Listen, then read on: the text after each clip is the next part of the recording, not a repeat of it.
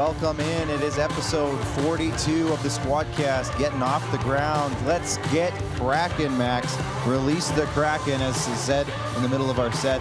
We've been talking about the Kraken an awful lot over the last few days. Of course, we had our big special episode on Sunday night. I don't know, man. 3.5 hours wasn't a lot. 3.5 hours, man. So, listen, we're going to talk about the Kraken tonight, but if you want marathons quicker than 3.5 hours. Oh, definitely. You could watch an entire season of certain shows in that time. That's very However, true. If you do want our full breakdown on like every single Kraken pick from A to Z, we had it over on Sunday. You can go check out our episode over there, so to go do that. But tonight we'll break down a few of the bigger topics. Any questions you might have, if you have them, send them in right now. It doesn't have to be Kraken. If you have any questions whatsoever, make sure to ask us anything throughout the night. We got Hulkster checking in, giving us the, there it is, the ear. Ask us anything. Send in your questions. Send in your remarks. Chirp us if you'd like. Please don't. Actually, please do. If you want to. So go ahead, send those in now throughout the night. As always, we are presented here on the SquadCast by our good friends at Rockstar Supply Chain Solutions. We got the Rockstar Flamingos in the middle. We got the Rockstar little figurines over above my head here. Rockstar is good friends of ours, and they pay our bills. They keep our lights on, so we love those guys. They're great people. If you need any help, setting up your business, getting supplies for your business, or anything along those lines, they can literally do it all for you. So make sure you head over there. They got one of the best customer service teams in the game, Max, we love those guys. Indubitably. Max, do you have a breakdown here tonight? No, I just had a breakdown before we came on. You had a mental breakdown. Just kidding. No, things are all good. Not surprising. But no, I do not have an actual breakdown. We're going to do it right now as we do the show. That's true. We're just going to go right into it. Doing it live, as they say. Max, I do have a few things I'd like to kind of just wrap up here in terms of, starting off the show, getting things off the ground. Would you mind? Hey, did you hear Alex Kerfoot's going to be the pick for the Seattle Kraken? Did you hear? Yeah, do you want to talk about that? I don't know. So I thought that's what you were going to talk about. Well, that's on the list. Going. It's number 3 on the 4 on the list. Number 3. We can get to it first because the Toronto Maple Leafs rule not all. Number 1. And we all know that now that the bet is over, Max wants me to talk about the Maple Leafs as much as humanly possible. Did you just say rule all? Yeah, the Leafs. The news about the Leafs always rules all. Oh, good. I was going to say because they don't really rule much in terms of the hockey rink, but okay. Don't do much there. So there is a bit of a leak today, a bit of a news leak today. In the old Kraken Black Pearl. There's a bit of a crack in the Kraken, you might say. Crack in the Kraken ship. Dude's walking by the fish market in Seattle. Sees a camera crew, stops by, sees Kevin Weeks. Guy seems to be a hockey fan. Pretty notable knows fella who Kevin. in the hockey Here's community. A picture of the video. Was that you? Is that your footage? Like that? No. Well, this might be part from the video that I posted. Good stuff. So, anyways, he posts this video. Says, "Hey, sounds like they are announcing the pick for the Leafs for the Kraken draft." And they're throwing fish all over the place. There's a card attached to this fish, this specific fish. Dude who is holding the fish says, Alex Kerfoot is the pick. And then Kevin Weeks is like, all right, the Toronto Maple Leafs, it's Alex Kerfoot. On to the Vancouver Canucks. I think they said Alexander Clark. Either way, probably did. So, this obviously blows up because it's them pre-recording their announcement for the pick for the broadcast. Or tinfoil hat. Well, is it a dummy play? Maybe. What better fan base to absolutely screw up and add paranoia to than Toronto Maple Leafs? You know what's hilarious, though, is I could just imagine you or any other kind of insane nutso Leaf fan out there just going Thanks and for putting saying, me in that group. That's right. Going to being like, okay, what are the most prominent fish markets in Seattle? If that was the third most popular one, there's no way that can be the actual pick. Right. I don't know. I'm just thinking again, my tinfoil Leaf not fan hat. Well, I'm just saying though, that's you guys have been guilty of doing crazier things. So. Oh, sure. Definitely. But it has kind of set the Twitterverse ablaze. I stole the video, threw it onto my TikTok channel. It has at 200,000 views. Admission of thievery. Well, it's good public stuff. Use. It's fair usage. I don't know. That's right. Good stuff. Hey, either way, that's pretty cool. 200K. Unbelievable. And I take credit for it. I didn't even, wasn't even the original guy. Bonus. So, anyways, what that says is that, the Leafs, a lot of Leafs fans are worried about losing Jared McCann. According to this, scenario, maybe it's not happening, but I mean, I told you 3 days ago. No, Clark. we all thought that. I said that too, but there was that paranoia in our head that it might be somebody else. As you were texting me last night. Oh, sorry, that's typing. Yeah. Texting. Either way, I think this means they're losing Morgan Riley. This No, I has said got to be there's what it is, right? There's a rumor of a scenario of something else happening. I just saw you on the ledge of your balcony, just ready to take a was a bit on the 4-foot ledge. jump down. I saw a rumor. It set me off. I didn't like it too much. But anyways, that's that for that. We did do our full Kraken draft. Did we get the roster in? It's probably going to be a full screen graphic unless you want to zoom in on it and we just kind of go through it. Yeah, so it's not going to fit perfectly, but if you can maybe move it around, if you guys can play around with like, it. That's me, Jordan. It's kind of like people's salary caps, though, when they're putting these mock drafts together. It doesn't fit perfectly. There we go. But guess what? We're going to work through it together. Yeah. So I don't know what order this came in necessarily, but this is from the Kraken themselves. Okay, so, right. Again, thievery. So we're not going to go through every single pick, but there are some asterisks. If you watched our Sunday broadcast, you'll notice a few changes. Kevin Stenlund, there's been some reports, some rumblings that Max Domi is not that guy, pal, not that guy. So we went with Kevin Stenlund. Vladimir Tarasenko, we made that pick on Sunday. However, there's a lot of reports now. If you look one row over with the Philadelphia Flyers, there's a star on that one as well. We had chosen, there we go. We chose JVR for the Flyers. It's actually, the rumor is now, it's actually going to be Robert Hogg, and that there's going to be a trade with Tarasenko going to Philadelphia for apparently Jacob Voracek and a first-round pick. Maybe that's not the full deal, but that's a deal. That's something. It's an earth shaker. You can see all the other picks that we've made throughout there. Again, we had a 3-hour episode on Sunday about this. If you want to see our explanations for any of these guys, or if you disagree, thank you, Janelle Barkman, for the stars. Look at that. Thank you, Janelle. Always coming in the clutch. Absolutely. If you want to see any of our explanations for any of these guys, if you disagree, if you want to hear more, go check out that episode after tonight. And just with the preface that we immediately ripped up that list, tore it apart, just like Ron Francis is allowed to do right now, leading up to his selections tomorrow night. Yes. We ripped it up, checked our list, did them twice, maybe 4 times if you had time during the day today. But either way, I don't know. I like our team. I think our team can compete in the Pacific Division. Yeah, I think it's decent. Again, the Pacific Division, the Kraken have a great opportunity in the Pacific this year to make some noise.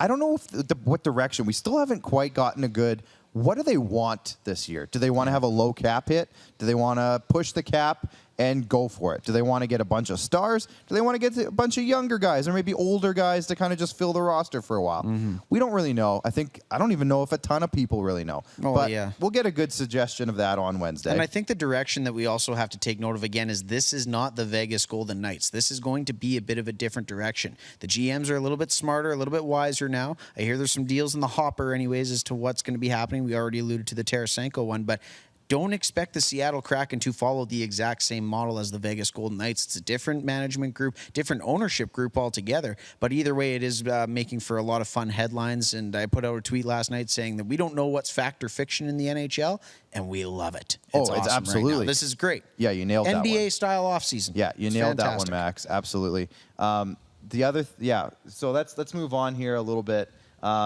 So the Carey Price situation, let's get into that a little bit. That's the top of everybody's mind. It's an evolving one.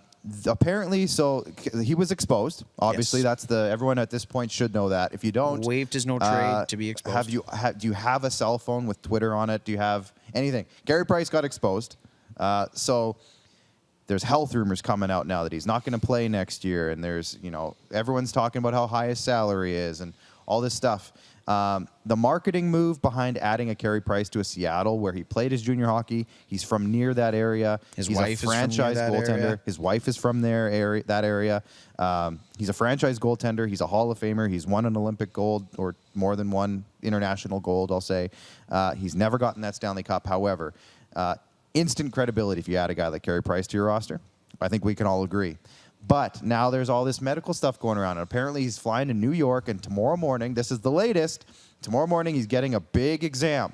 And Seattle's going to send like a bunch of people just standing around the room, basically waiting for the doctor to come out and announce if it's a boy or a girl, that type of deal.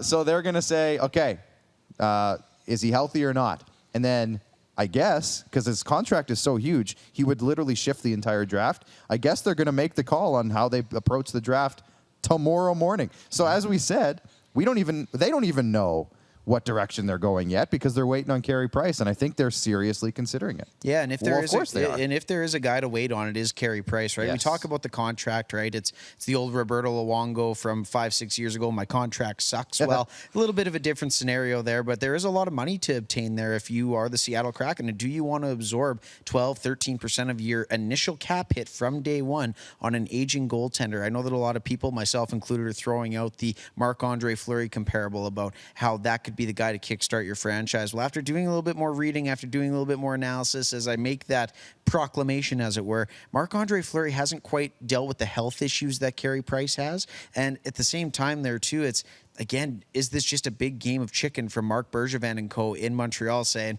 hey, if you want to take him, okay, I guess that's $10.5 million off our books, be it a franchise icon departing, but maybe that gives you the room to throw a little offer sheet towards Elias Pettersson in Vancouver. Oh, again, that's the spicy one. Can you dive into more about where you might have heard about that? Because, again, if Carey Price saw a tweet, Clark. Don't you know you can trust all your tweets that you read? I've heard this. Don't I've heard rumors. If Carey Price and Shea Weber both go on LTIR, perceivably for the whole year, that frees up $18 million. Changes the entire dynamic of the Montreal team that we just saw go to the Stanley Cup final. So I think if you're Marc Bergevin and co., you look at this as okay, if we are able to retain our goaltending tandem of Jake Allen, Carey Price that got us there, I mean, that's a win. But with that being said, too, with your captain likely going to be on LTIR, I'm certainly hoping that. It's going to be one of those things where it changes the entire complexity of everything that goes on. And obviously, Marc Bergevin kind of has a hall pass to do whatever the hell he wants going forward for the Montreal Canadiens. As he earned it anyways, seeing some of his moves and some of his gambles pay off and getting them to a Stanley Cup final. But they're definitely a game breaker, maybe two away from kind of being able to hang with the Tampa Bay Lightning, as we saw that series closed up pretty easily in 5 games by the Tampa Bay Lightning. So I don't know. I love the game of chicken. I love the chaos. I love the fact that this is in play, and I love the drama surrounding it, saying that he's got to go to New York for this medical, and it's just awesome. Like I said, it brings that NBA feel of an off season to the NHL, which is something that they're going to desperately need as they continue to rebuild from the lost season due to COVID. So, or at least the lost revenue, not the lost season, as it were, the lost revenue due to COVID. So yeah, it's definitely a very interesting time. Montreal is 100% a team to watch over the next 2 weeks, let's say. Absolutely. The Jack, speaking of people to watch and trades to watch, the Jack Eichel trade rumors will not go away. They continue to evolve, change, dip, dodge, duck, dodge, and dive, as you might say. I said that wrong in the wrong order, but you get what I'm saying, Max. The 5 Ds of Jack Eichel trades. Jack Eichel is a guy that I think 30 teams, 31 teams, 32 teams could want around the league. However, he wants out of Buffalo. So he's also got a bit of an important medical issue that he's dealing with right now. So big neck issue, big question marks around that. And I think had he been healthy through all of this, we probably would have seen a Jack Eichel trade maybe at this point, or at least more clear picture of what he'd be worth. Oh, absolutely. Because right now it's from until recently we were throwing random rumors out from all sorts of teams. The report recently now from Elliot Friedman, so it's a dude we usually trust. He's pretty reputable. Is that the list of teams that are like in on this has gone down from about 5 to 6 to about 2. So last I heard, this is earlier today, Anaheim is out, which is a team we thought might be the team. Yeah. LA might be out. What were the other teams that I said were out? Columbus, and there's 1 or 2 other teams. Maybe Seattle was in on that. But what this has turned into is now it sounds like Minnesota and New York. The Wild and the Rangers are the 2 teams that are kind of like still holding on for dear life. The reported price is 2 roster players. Now, these aren't just any roster players. I'm assuming that Buffalo wants NHL ready, decent salary because they need to keep it, they don't want to just get a bunch of cheap depth guys. They want some guys of value, of impact. Absolutely. 1 or 2 top prospects and maybe a first-round pick mixed in there in some form or fashion. A combination of that latter part of the deal, right? If you're going to get 2 prospects and a first, or a prospect and 2 firsts, or whatever it may be. So, yeah, the price is still pretty high for Jack Eichel. But if you're Kevin Adams, do you not look at this and say, okay, every day that this goes on with question marks, right? Teams want to see the medicals. Teams want to know what's going on with this neck surgery. Apparently, according to Jack Eichel, he wants something that has never been performed on an NHL player to deal with his injury. That's, again, experimental in nature is always a little bit scary. It kind of throws a little bit of silver in the clouds, as it were. So, again, what's going to happen here? Does that price dwindle the more time that he goes with this not being dealt with, at least on the medical front?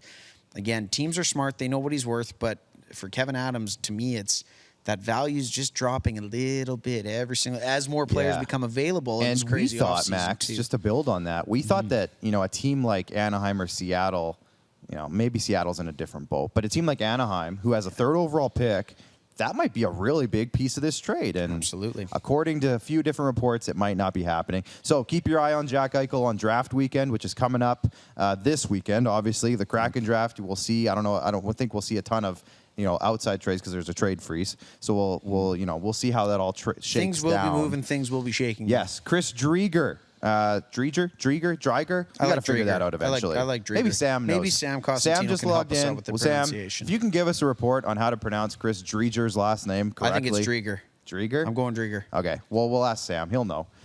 Signs of a 3-year deal. Reportedly, he's going to be the pick from Florida. So, we talked about that on Sunday. He's the goaltender they really coveted. They went out. They're apparently going to give him a deal as of tomorrow. So we should know the answer in terms of the exact number. And that plays a role in the Carey Price decision as well. Who right? knows? Everything kind of, the dots connect in different ways. As our friend Nick Alberga said, yes. I wonder if Seattle's prepared to pay $14 million for their goaltending tandem. Because Nick Alberga just loves to stir it Montreal just did it. Yes. Well, that's what I mean. So exactly. It's the same idea. A couple of just news and notes before we go to a break. Nate Pearson is reportedly coming back from his injury finally, and they're looking at a bullpen role for him. Where's that? We need that European soccer music. I can just get up and some confetti needs to come down. I've been saying this this is our saying. I've said it for months. I think Nate Pearson would be a great fit in the bullpen. Yep. Our boy Craig Ballard has agreed with me. He's on board. He's on my train. We're driving the train together, him and I. So anyway, I just want to see him on a mound. Just see him. Just get back. I'm on the not lineup. worried if he's a starter, if he's a bullpenner. I want to see this kid on a mound at 24 years Yeah. old. This would just be an absolute shame with how much hype and how much lore has come with his name and what his capabilities can be when he's fully healthy. I want to see him on a Just mound. get him and if out it's there. in a bullpen role, like you excellently called, the credit is there. He did say it months ago. I think, man, it's just keep him away from the stairs. Because apparently there's people falling downstairs left and right. But that's getting in injured. Salem Field. That's in Buffalo. Right. They're going back in the Toronto. friendly confines of Rodgers Center. Hopefully not a lot of stairs. Yeah. The reports are that the NHL schedule will be coming out sandwiched between Wednesday's Kraken draft and Friday's entry draft. So Thursday night they're going to announce the big schedule. So I'm praising the NHL here. Mm-hmm. Stay in the news constantly, and they're doing a great job with their new US TV expansion. Mm-hmm. Wednesday's a big night. Thursday they're making this a big deal. Absolutely. Friday's a big deal. Saturday's a big deal. Free agency speculation is going to kick right off. All NHL all the time. Great job. That's how you build a market. Last one before we head to a quick break here. Is this one really the news of the day? Aaron Is Rodgers? it really? I mean, Cam the Ram is out for a year with a torn Achilles. Cam Akers? This has turned into terrible news Tuesday for me and my teams, Yeah. all right? Pekka Rinne retires last week. I'm really sad about that. And then I wake up to find out that our potential starting running back is now out for the season. So we're just Darrell scrapping- Henderson Jr., get ready to go. You're going to be carrying the load for the Rams. draft Okay, him in go back fantasy. to Aaron Rodgers. Sorry, I Aaron had to get that Rodgers off my apparently chest. turned down a 2-year contract extension over this offseason, and this is just showing that he's been saying it all along where, this isn't about the money. I don't care about the money. I don't like the management. So him turning down an extension just is a more further proof of that. That's all I was going to get at. No kidding. Absolutely. And, definitely, could we see him in Bronco blue and orange? Could we see him elsewhere going into next season? Clearly a resolution that It's needs not to get over. figured out. It's Yeah, not over. Absolutely. Let's go to a break because after the break, we're talking NHL entry draft with our guy, Sam Cosentino from Sportsnet. Super excited for this one. We'll see you in 2.5 minutes. Does this look familiar? Your fans deserve an incredible arena experience. It's time for an upgrade. Stunning graphics. Revenue opportunities are just the beginning with our in-venue display systems and scoring technology. Let us help you find the best solution for your facility. DDG, always delivering the best fan experience. Here's how your business can be a part of Canada's fastest growing sports talk show. All you have to do is contact us, and we will tell you all about the dynamic and exciting marketing opportunities we have, utilizing a fully integrated 360-degree multi-platform. Imagine your business seen and heard across Canada on Game Plus TV and around the world on the Rod Peterson Digital Network. You will use one of the most overused expressions in sports. You gotta be kidding me. Get your business involved. Contact the Rod Peterson Show today. Everyday hoop life.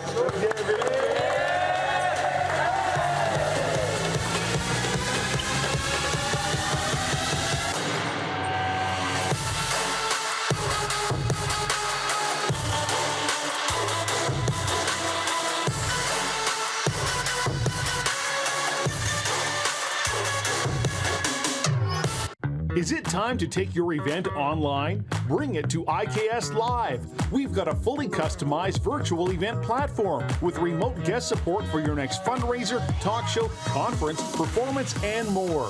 IKS Live offers live streaming to Facebook Live and YouTube and pre-recorded capabilities, both in our studio with green screen available and on location with pre-production and post-production services. IKS Live, the proud producer of The Rod Peterson Show and The Recovery Hour. Visit us at ikslive.ca. Don't rack your brain trying to source the equipment and materials you need for your business. Rockstar can operate your entire supply chain, from PO creation to expediting your shipments, all from our office. Leverage the buying power of the Rockstar buying group to not only save money and time, but also the headache. From gloves to glue, we can provide it for you. Find out more at rockstar.com.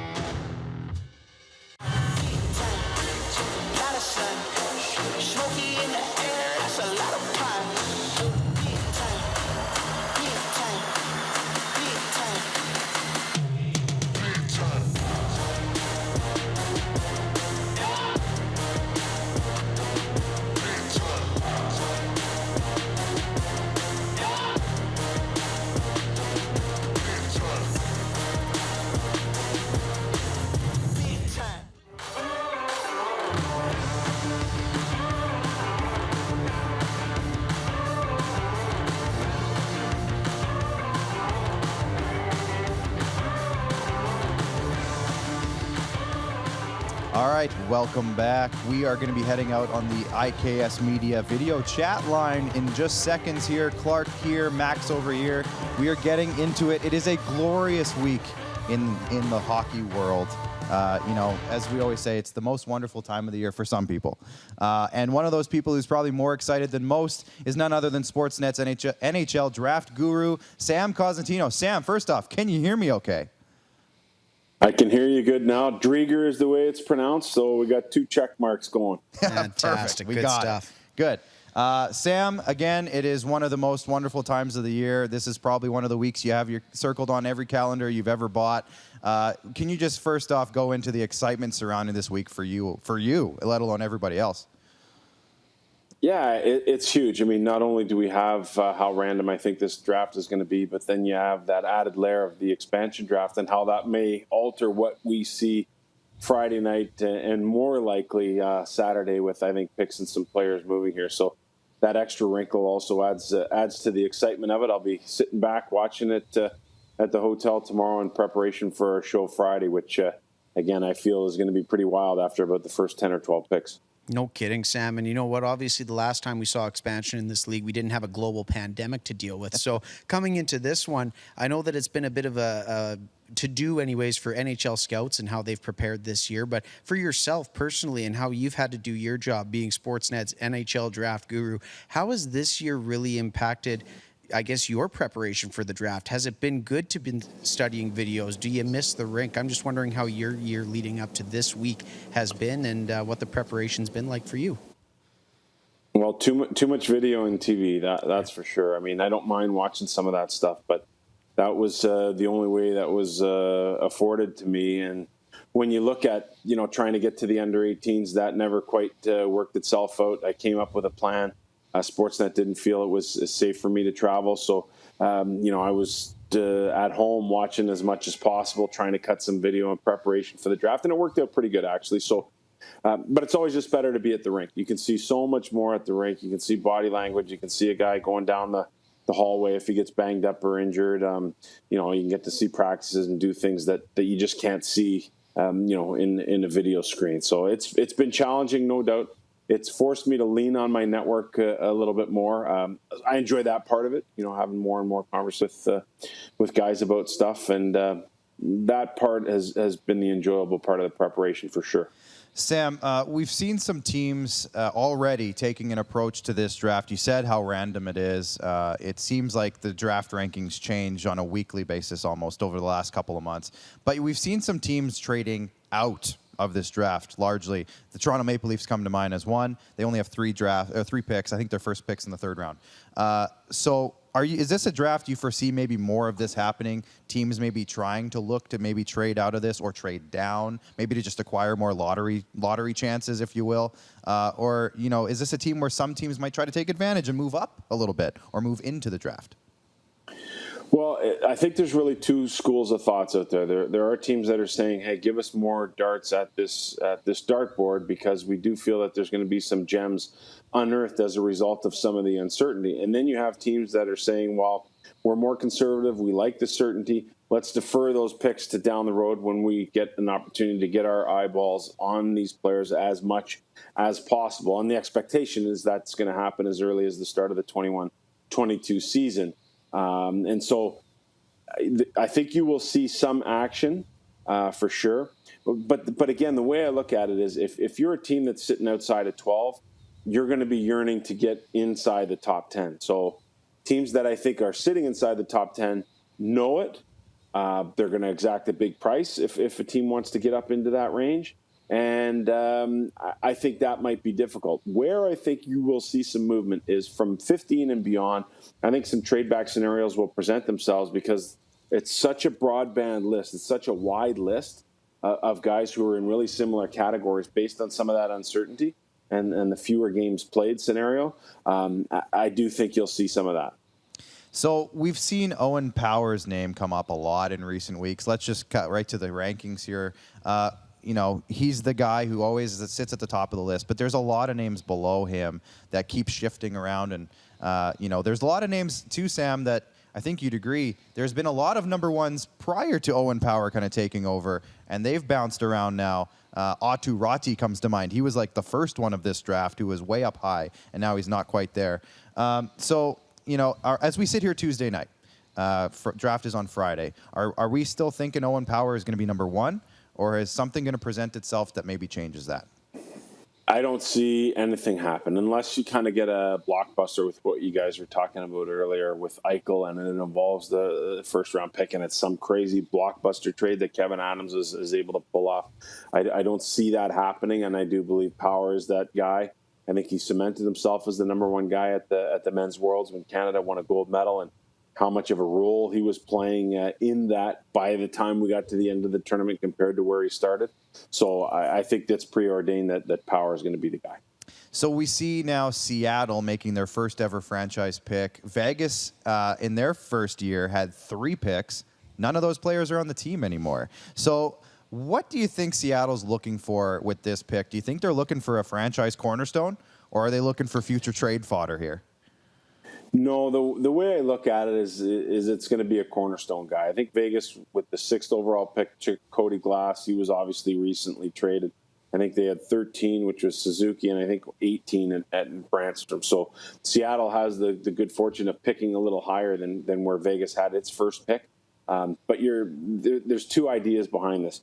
You look at Ron Francis and all the good D he left behind in Carolina, and that would make everyone think that he's leaning towards a defenseman, and that would likely be Simon Evansson, the 6'4" defenseman out of Sweden.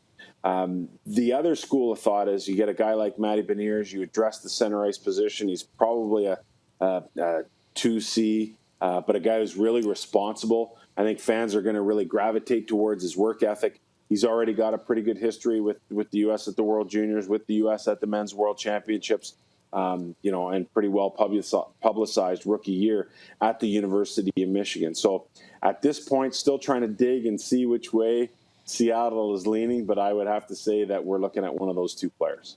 So, Sam, with obviously just like every year, right? We have that hyper focus on the first round. Everybody's super excited for that Friday night on Sportsnet. I know it's something that I tune in absolutely religiously to. But in a year unlike any other, really, are there some names in this middle tier of prospects in the second, third, fourth round that you've really had your eye on that could emerge as maybe not best player available, but maybe some Victor Arvidsson, some UC Soroses, forgive my Nashville Predators bias with the logo on the hat. But is there some second, third, fourth round gems that are going to sneak down there? And can you give us some names as to some guys that you really like? Well, Josh Dolan was probably the first guy that jumps out at me. Played with Chicago Steel this year.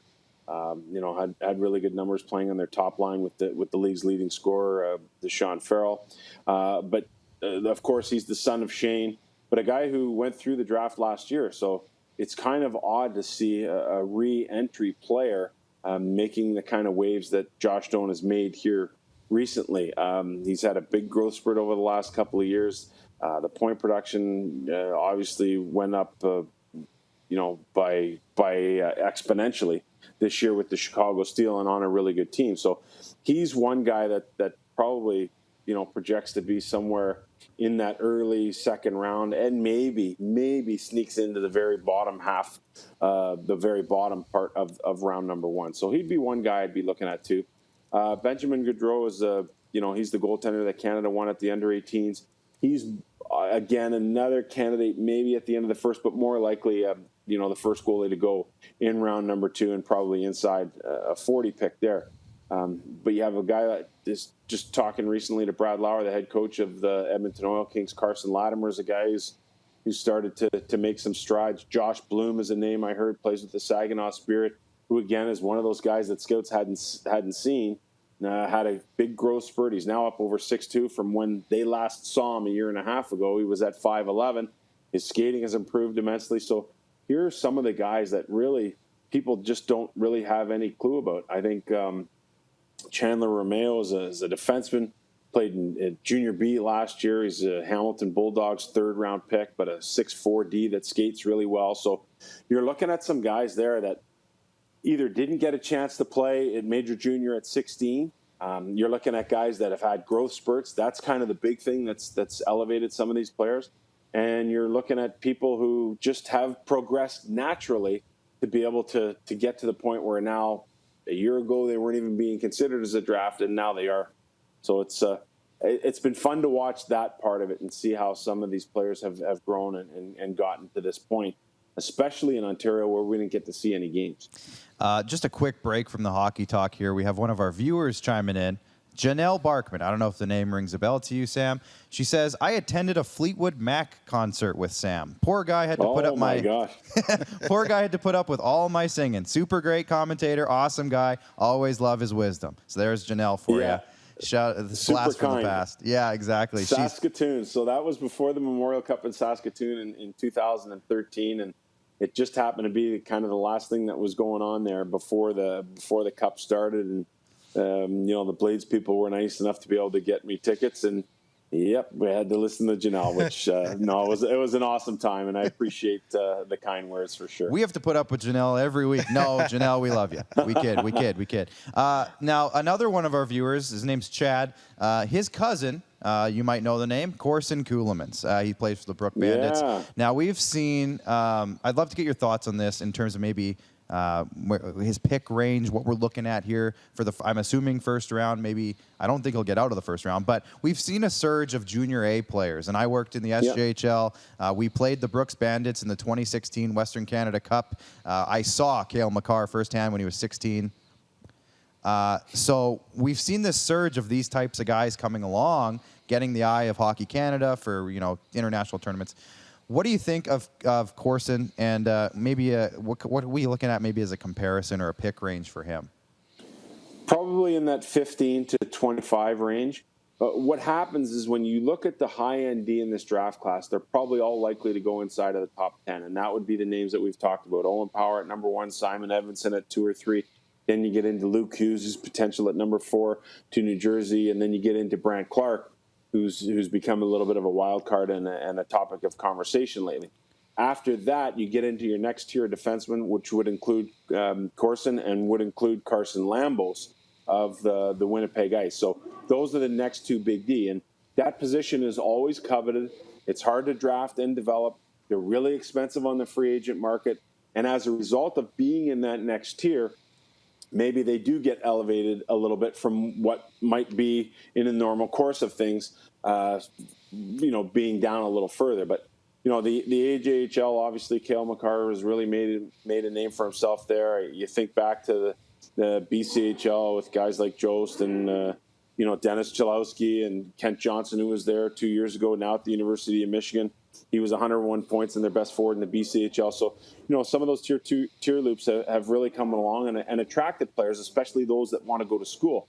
But getting back to Corson and what you like about him, great skating abilities, a really offensive guy, so he fits into the mold of what's going on now. I like some of the personal adversity when it comes to his story, that he's moved around a lot. As a kid, chasing his dad's work around a little bit. And I think that, presents an opportunity where you have to kind of get yourself out there a little bit in order to be social and make new friends. And I think that's a little bit of adversity for someone who's younger. So I like those things about what Corson brings to the table in terms of the entire draft package. Well, Sam, we just have a couple more for you. Once again, we greatly appreciate your time on obviously your busiest week of the NHL schedule. And again, we can't thank you enough for your time. But I'd be remiss if I didn't ask, because again, being an avid watcher of the first round, I'm wondering, with Jarmo Kekalainen with multiple first-round picks this year, is there any Yegor Shenikovs in the mix this year? And maybe just to add on that, is there any GMs that are kind of built like Jarmo that maybe kind of go off the board that can maybe lead to the fun paper shuffling moment that we had last year at the draft? Yeah, that was an interesting moment. It was a real moment. It was an honest moment. It was truthful. And, again, it's one of those reentry guys. When I was just talking about Josh Doan moments ago, Shinikov was one of those guys, and it looks like it's going to be a good pick. I mean, he's the KHL Rookie of the Year, so obviously Jarmo knew what he was doing. And it's funny. I talked to a couple of teams today that were looking in the draft previous with the 01s and saying, yeah, we like this guy, maybe as a mid or a late round pick. One team I think had him in the 7th round, and they ended up going in a different direction, and now they're kicking themselves for doing that. But if you're looking at some of those surprises, I mean, he's got 3 picks. I might have to climb through the TV if he pulls another one of those Chinikov type of deals. In terms of other general managers who might go down that road, I don't think so, because I do think it's so wide. Like this, it's really wide. Like I could probably throw 20 different names at you for what we'd expect to be 15 to 25, and and this is with every team. And I've talked to so many teams over the last month just about what they're thinking about this thing, and they tend to agree with me that it's going to get wild after 15. So we may very well be in for a couple of those surprise moments, and hopefully not too many. Well, I tell you what, Sam, from a avid mock draft filler-outer like myself anyways, it humanized it very well. I absolutely loved it. It was a great moment. So I guess flipping it back to goaltending anyways, and going back to the first round, I've watched a couple of your clips leading up to this question, so I feel like I have a pretty good idea of the answer, but I would be remiss if I didn't ask it anyways. We saw Yaroslav Askarov go to the Nashville Predators last year at number 11.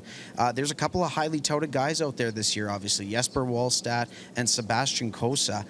Do you have any idea, I guess, maybe in terms of ceilings or comparables for those two netminders, and if they are the first two to go in the first round of this year's entry draft?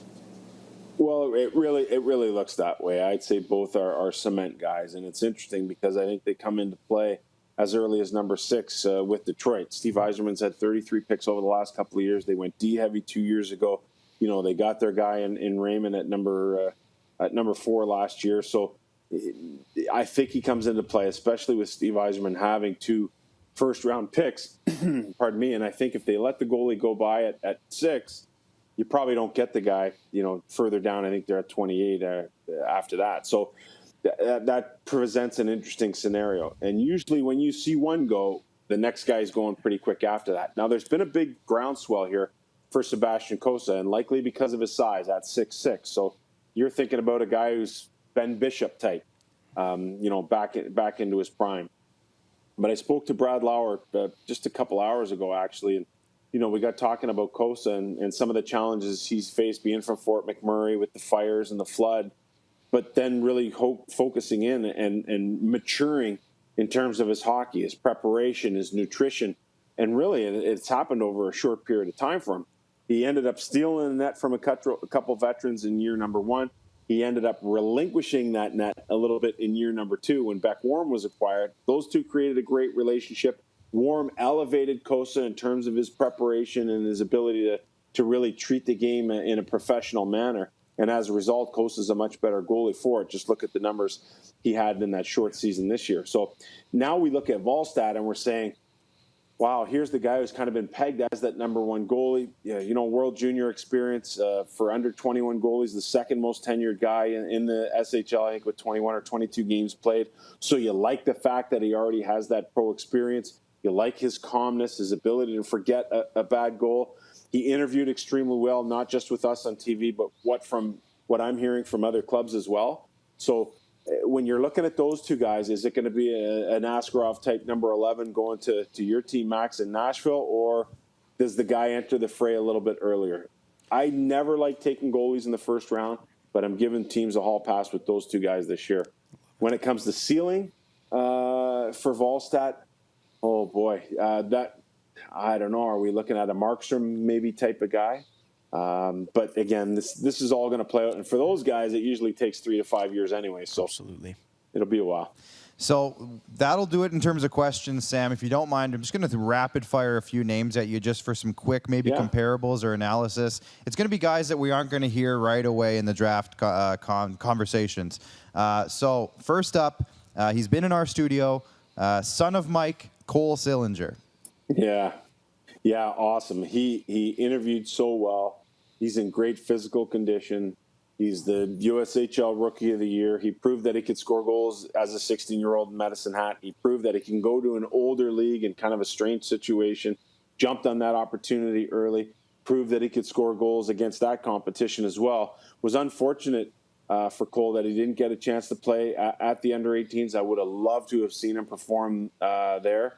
But he's probably a guy, I would say, that enters as early as the 9th pick to Vancouver and probably doesn't get past 13. Carson Lambos of the Winnipeg Ice.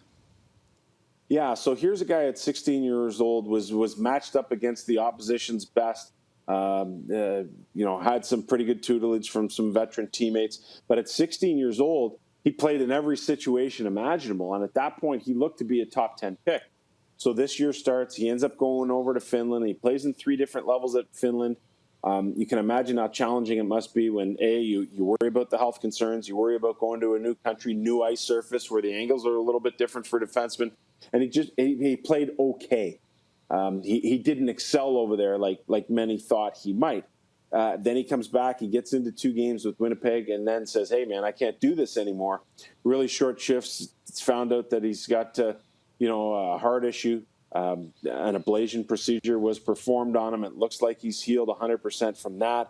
And now you're wondering, am I going to get the guy who was so unbelievable at 16 years old that we thought was going to be on this trajectory, or am I going to get more at the guy at 17 who struggled? I think with the medical concerns, you could probably make an excuse for all that happened was based on the medical stuff that was, bothering him all of this year. So I tend to think that there's really good currency going back to his 16-year-old year. And as a result of that, he slides from where we would have projected him at the start of the year, but probably in that, I'd say, 20 to 25 range for Lambos. A guy with some big shoes to fill in terms of who his very closely aged older brother is, Colton Dock. Yeah, so again, another interesting character who we got to see drafted by the Saskatoon Blades. When it happened in the WHL Bantam draft, many thought that this was something that was engineered by the Dock family and that Saskatoon was in a position where they had to maybe take the player a little higher than expected.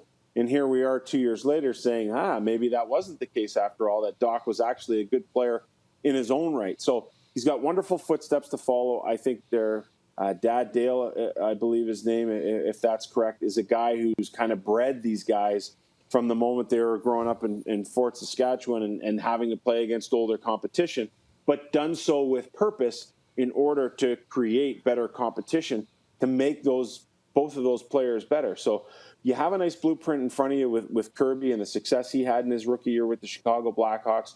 Be great to see him jump jump back from the injury issues and regain his position with Chicago.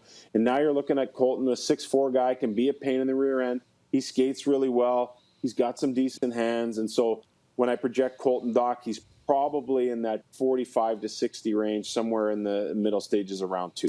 Perfect. And last one for you, and then we'll let you go, Sam. Best name in the draft, Chaz Lucius. I'm very curious about this kid. Yeah, so Chaz is a guy who underwent an injury to a growth plate in his knee, and it was a long recovery to get back, 6 months, spent some time in a wheelchair, had 31 goals in the U17 program in the States, and that was in pretty heady company with some great goal scorers of the past that have come out of that program. So when he was able to get back onto the ice, of course, what did he do? He scored 2 goals in his first game back, ended up putting up 20 points in 13 games, had, I think, 13 goals over that stretch.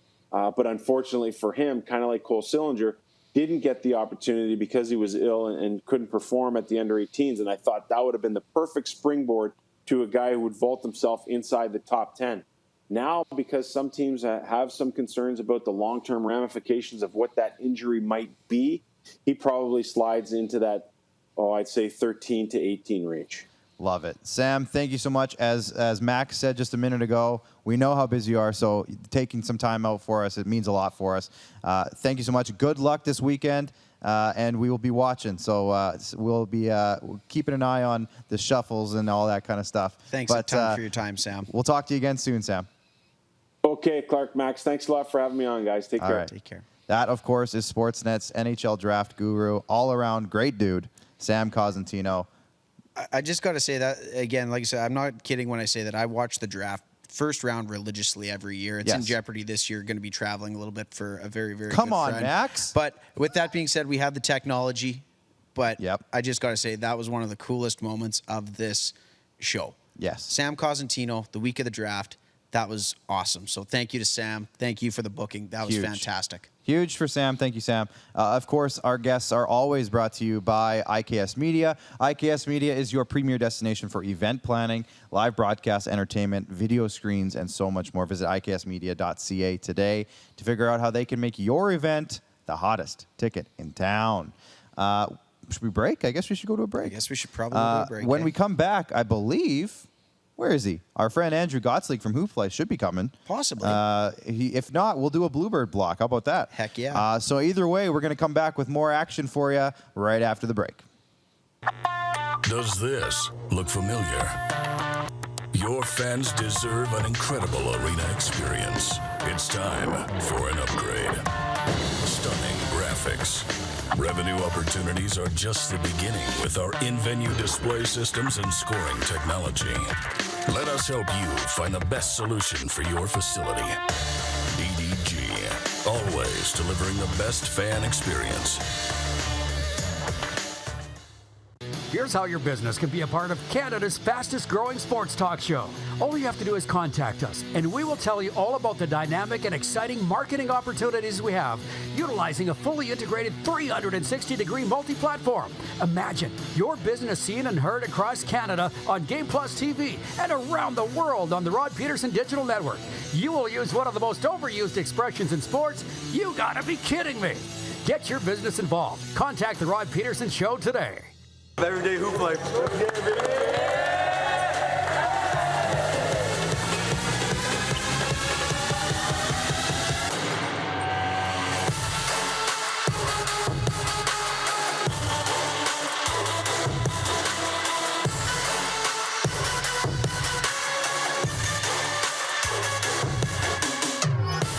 Is it time to take your event online? Bring it to IKS Live. We've got a fully customized virtual event platform with remote guest support for your next fundraiser, talk show, conference, performance, and more.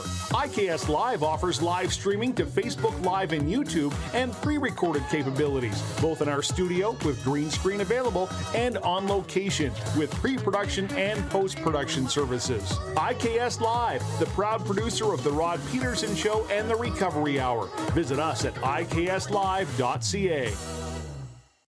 Don't rack your brain trying to source the equipment and materials you need for your business. Rockstar can operate your entire supply chain, from PO creation to expediting your shipments, all from our office. Leverage the buying power of the Rockstar buying group to not only save money and time, but also the headache. From gloves to glue, we can provide it for you.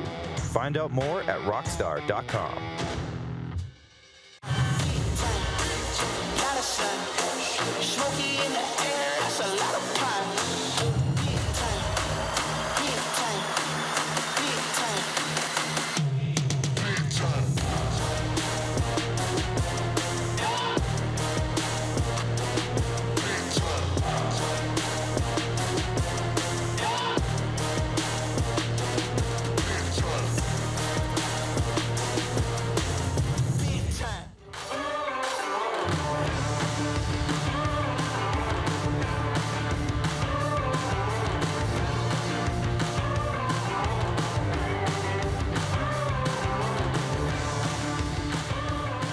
Welcome back, and now every time our next guest comes onto the show, our show instantly gets better looking because Max leaves and Andrew Gottslik comes in. I always have to bug you, Bring Andrew. Max back. No. Bring him back. Andrew Gottslik from Hoop Life Basketball is back. It is time to talk some hoops. Andrew, how you doing? Fantastic, man. Good. It is. We were just talking about how fast it seems these NBA Finals have been flying by. The Bucks and Suns are in the second quarter right now of Game 6. Bucks lead 31-26. So The Suns made a pushback. Like, I mean, I was watching the game literally as I as I rolled up to park my car. I don't blame you. I had the game, and I was streaming the game. So I don't know, man. I was rooting heavy for the Suns. I thought, I'm a big D Book fan. Yeah. I remember watching him play in his rookie season. But honestly, I'm happy right now because right now what we're watching and what the Bucks are doing, I'm happy. You know, I'm happy because Giannis, you can't cheer against Giannis. Yeah. He's actually such a great example. And as a youth guy with me, like everything I do is how do we build youth up, make youth more confident? Like Giannis is writing the book of how to be a real dominant competitor. And so right. I was rooting the Suns, and so I got some thoughts on why the Suns broke down. But, Okay. But yeah, we'll talk about that. Yeah. Actually, we can get into it right now. Why did the Suns break down? I was going to say, Yeah. we'll save it for your corner three, but that's not in your corner three, so let's get into it Yeah. right now. Why did the Suns break down? Well, so here's what we got to know. So on the weekend, it's hot, summer, plus 35, Yeah. muggy. My fan broke down. And so we have air conditioning in our whole house, but it doesn't matter if I put that thermometer to like 17, 16 degrees. Damn, the room is hot all the time. Yeah. And so I got two fans because I can't stand being hot. Same boat. Same thing. So We need to. Is your wife a constant upper on the thermostater? it's a constant. Okay, we argument. need to have an intervention because my wife's the exact same way. No, man, we fight all the time Yeah. over it. So we've just it seems Yeah. like just in the last 6 months this has become a huge thing. Yeah. And I don't know why recently it just has. I don't know. Maybe when you turn 30, the thermostat just becomes the biggest issue of the house. I don't know. And for real, we were going at it. Yeah. So anyway, long story Yeah. short, this fan breaks. And I'm like looking at my wife. I'm like, we just bought this piece of shit. What's going on? Yeah. And so we're talking. So I'm looking at her. Well, that's the and- problem. You bought a piece of shit, Andrew. Well, right, but I mean, like, where do we get fans from? It's an Amazon Basics, whatever. Right. So anyway, so she looks at me. She's like, man, like things just don't last anymore.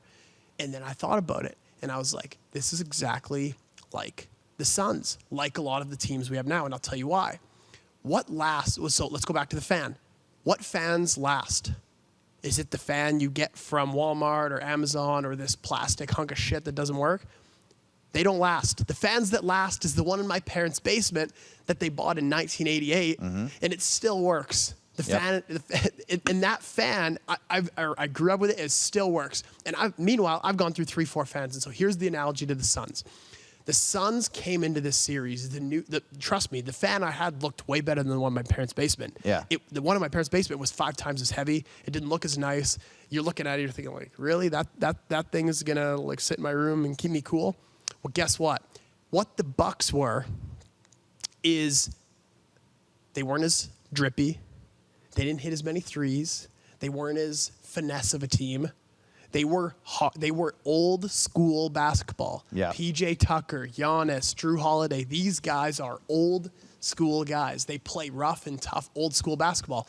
The Suns was that new fan, that hunk of shit that broke down in my house. But it looks really good. But it looks though. great. It looks Yeah. great. And so Yeah. now what's happening is Chris Paul is just got completely exposed by Drew Holiday. Like Drew Holiday he's physically exposed, which is sad, right? Yeah. But that's what the Bucks are. The Bucks are my parents' fan in the basement, way heavier, not as sexy, doesn't look as nice, but damn, is that thing reliable come the postseason. Now, I don't Maybe know in if the you play, saw- maybe in the first, maybe during the season it's not as nice. Phoenix will come in and roll Yeah. and cook you, but in the finals, what matters? The refs swallow the whistle. We need Don't some call as freaking many air calls. circulation is Right. what you need. Yeah. I don't know if you saw, Max called you the master of analogies, I think, in our preview. Analogy King, and dude. you just proved it. So there you go. Man. Let's look Appreciate you, at Max. the corner three, because I want to get into a couple of these things, especially one of them, but all three. So if we can bring up the corner three graphic, gentlemen, in the back, that'd be great. We can wait. There it is. So the number one. Now this one I really am curious. Hashtag spoiler alert, because apparently there is one coming. So if you are planning on watching Space Jam 2, either earmuffs or just accept what's about to be said. So Space Jam 2, is it out of this world or a total fail? So I've never got along with movie critics. Mm-hmm. They don't. And I don't know. Maybe it's just me. Maybe I'm the only one No, you're listening not. to this that thinks this. But I don't watch the Oscars ever. Right. Because I'm like looking at it and I'm like, how does The Rock not want an Oscar? I don't give a damn about some hippie film that was made that's like a cinematic experience. You know who cares about that? Movie people. Yeah. But movie people isn't the world, isn't the market. And so there needs to be another award show, another group of critics that's like, hey, what do people like? Yeah. This is exactly what I expected from Space Jam and more. And number one, it's a kid's movie. So you have all the old heads that are like we're 90s kids. So like we kind of grew up with Space Jam. We were obviously like, we probably watched it when we were 10, 10 years after it was out. Yeah. So you have these old guys that are like MJ guys, and they're like, it wasn't as good as the old one. Like, what do you mean wasn't as good? This whole movie was done about as good as you could get it. It broke all the COVID records. It highlighted a great father-son relationship. I mean, in my opinion, I'm a huge LeBron guy, obviously. Right. Let's keep that in mind. But what No, I'm else? just kidding. But I think it was great. I think it was a great story. I think the animation was just unreal of how they pulled it all together. And so, I mean, I'm gonna give it 8 out of 10. There you go. I'm gonna give it 8 out Okay, of so 10. it's sort of out of this world. It's reaching it's as far out of this world as Jeffrey Bezos and Richard Branson. How about that reference? Yeah. They just got out That was a good analogy. the man. billionaires. There you go. Yeah. So that's what I was gonna kind of get at is, a lot of the people I saw saying it was trash are 40 or whatever, right? And I'm thinking like, okay, let's Old watch heads. this movie. What did Kanye say? Yeah, exactly. He said, old folks talk about back in my day. Yeah. Well, homie, it's my day. It's LeBron's day. It ain't Right. MJ's day. So I'd be curious to see it Definitely. from a 10-year-old's eyes and how they would actually see it. I've talked to my little cousins. I've talked to kids at camp. Yeah. Kids Well, love yeah, it. your kids would know for sure. Kids love it. Yeah. Kids are obsessed with it. Yeah. Kids are like, yeah, the first one was okay, but this was cool. This had the whole video game component, which kids Yeah. are obsessed with. I mean, this was a cool movie, and that's what it was designed for. It wasn't designed for the 40-year-old old head. That's it. And actually, it reminds me of something that happened recently in the hockey world, if you don't mind hearing me out here. But the NHL hired this kid named Josh Richards. He has 25 million TikTok followers as their brand ambassador, voice of the fans. Right. And the fans, who are, my age or a little bit older, are like, we don't know who this kid is. How is this a voice of me? And I'm like, it's not for you. It's for the young kids they're trying to pull in to Totally. become fans. And that's what this is probably similar to in that regard. It's Definitely. not for you, 40-year-old, or, I'm 30. Not for me. It's for my sons and daughters and Exactly. our nephews and nieces, and it's for them. So there we go. No, it's a good way of looking at it. There I you go. agree. Nailed it. We both came up with analogies today. Now, number 2 on the corner 3. Let's bring that back up, gentlemen. Is Giannis the new face of the league if the Bucks win this one tonight or Game 7? I'm curious to hear what your thoughts on this are, because I heard a report today that somebody came out and said that something. I'm just going to hear what your thoughts are, and then I want to add that in if it's not part of it. Let's see what you think. We can't get too excited. All right, I am a die-hard LeBron fan. Yeah. So is LeBron the face of the league now? 100%. Will he be next year? 100%. If Giannis wins, does this automatically make him the face of the league? There's no way. We can't get ahead of ourselves. However, he has nothing else to prove. 2 MVPs, Defensive Player of the Year, however many All-NBA teams, and a championship in a small market. Now, Giannis is unbelievable, and I think he's next.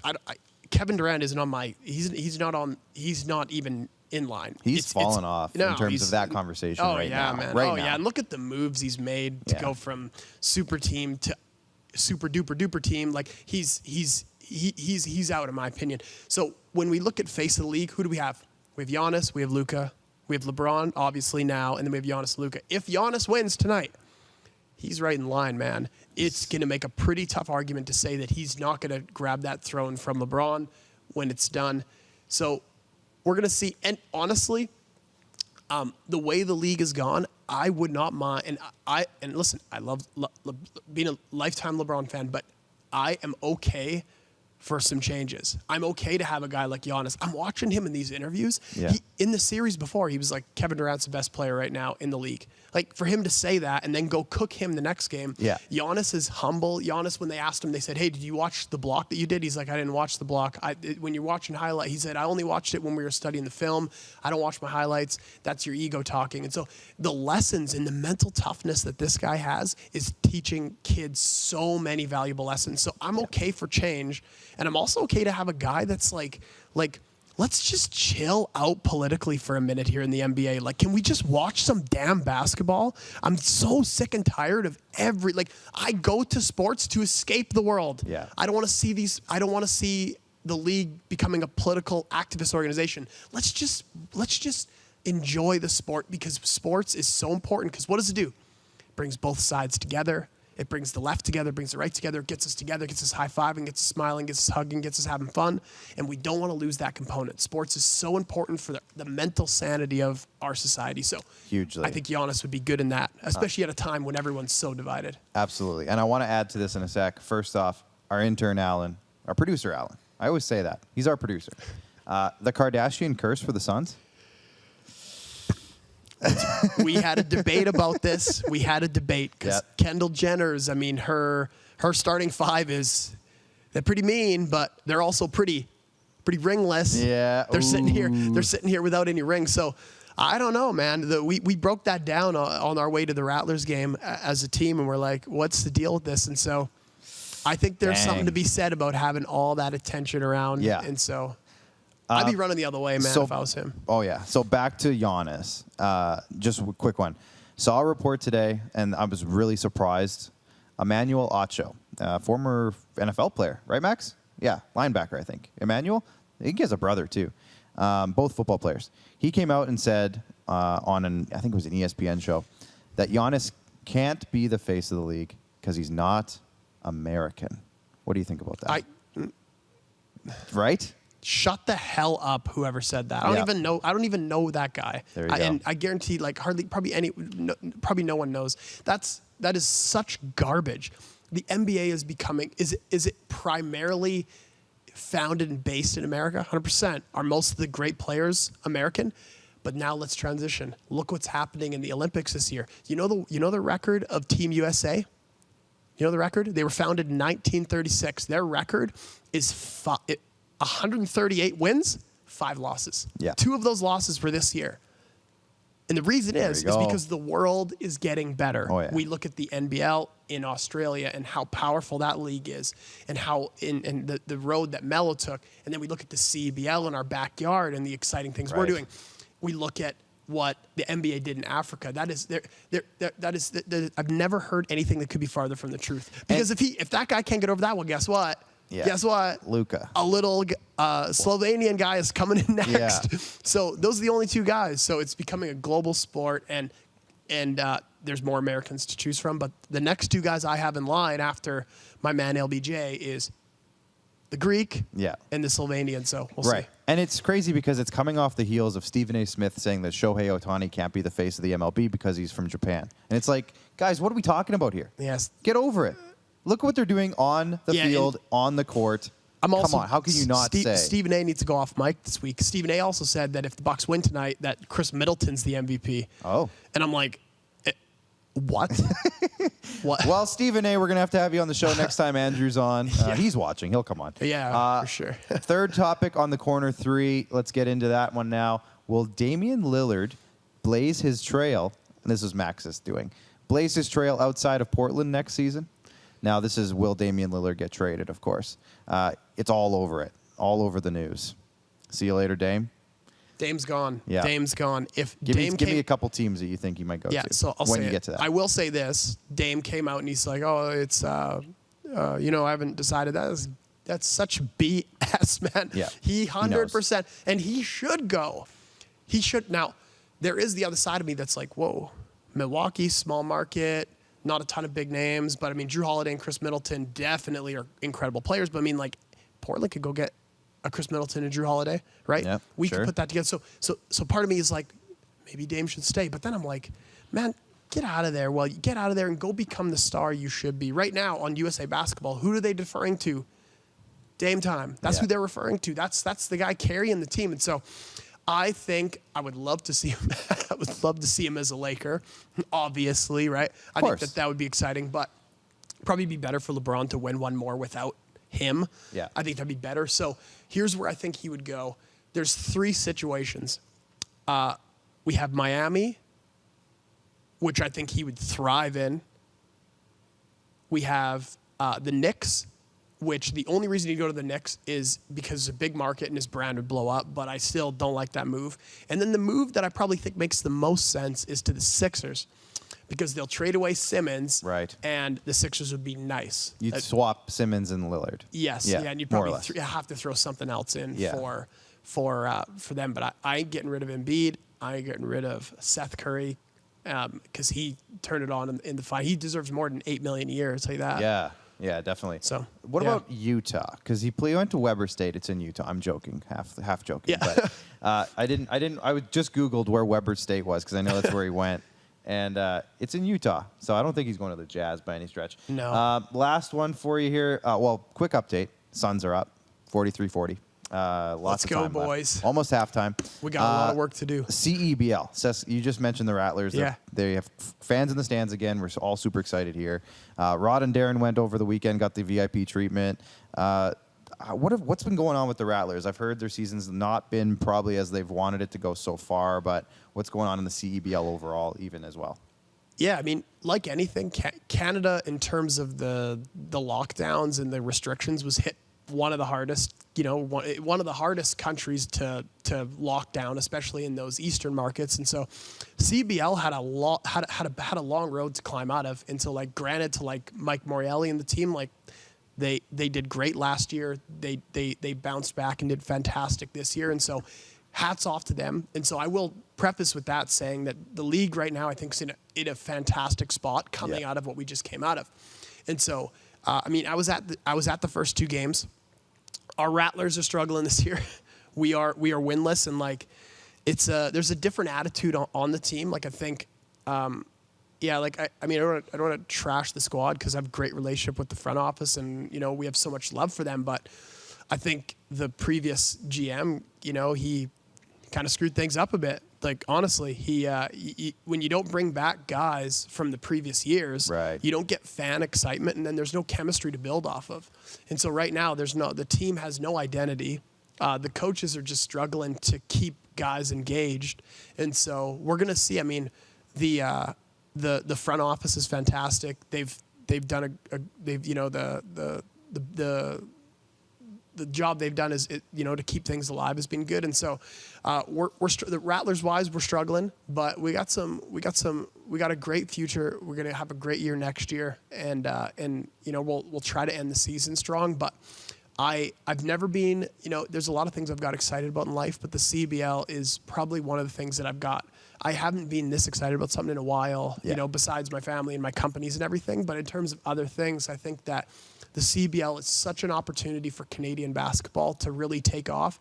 I just want to see these stands packed. I think that it's such a great game. The players are great, fantastic, and so I just want to see those stands packed and rolling. So we will get there. Me and Max got to go to a game. Max, we're going to a game.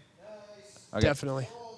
What's going on in Hoop Life? Give me the latest. What's happening? Man, well, Hoop Life is completely underway now. There's got like 14 more camps left this summer. So between Saskatoon and Regina, there's a ton of different options. And so if you're anywhere between like 6 and 18, just go to hooplifebasketball.com and get in one before. A bunch of them have sold out. Some of them have some space left. And so that's happening.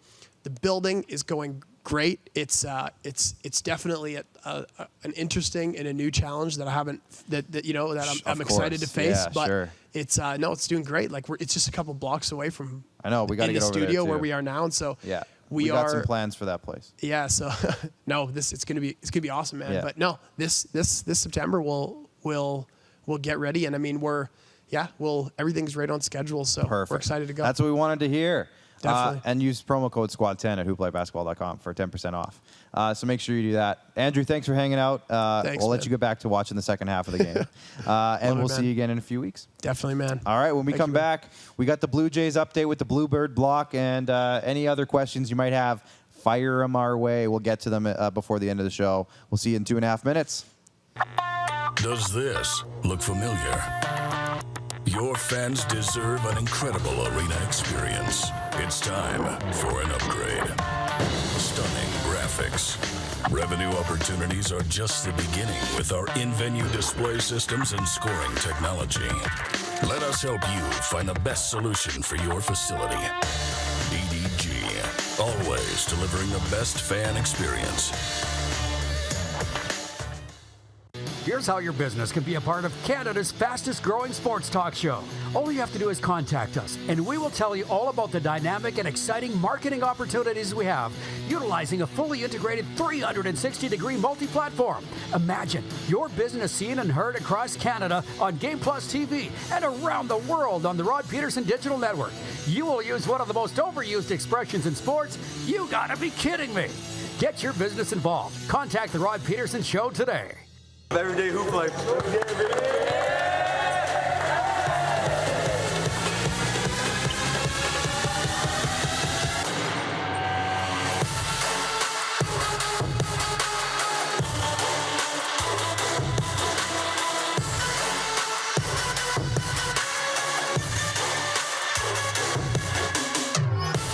Is it time to take your event online? Bring it to IKS Live. We've got a fully customized virtual event platform with remote guest support for your next fundraiser, talk show, conference, performance, and more.